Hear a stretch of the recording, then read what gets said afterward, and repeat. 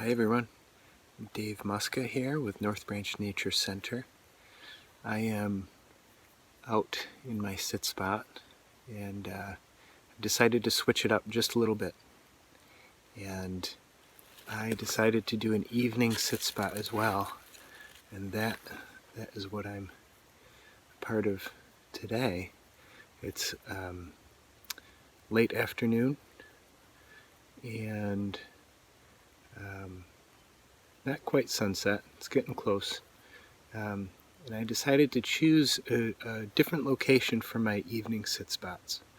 I have more space to walk to a different location and more time, and I've decided to visit an area not too far from my house, a few minutes walk, where there is a small pond that drains very, very slowly, probably over the course of maybe 1/8 of a mile into a wetland.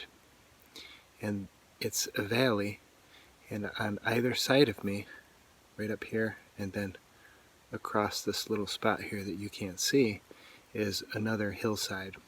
Very short hillsides,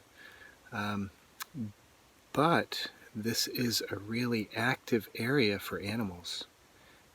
This is a hot spot, you might say.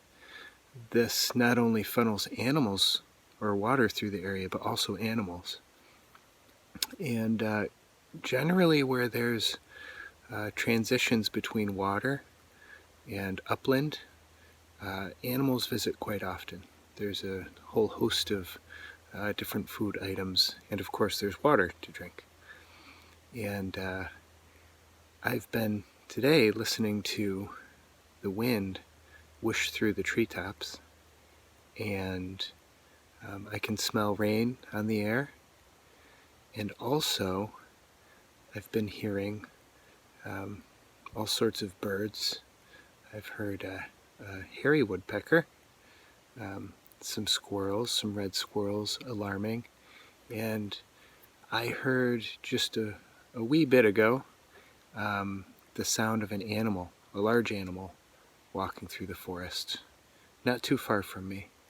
And I heard another form of a footstep that sounded, well, for me, it gave it away as a deer.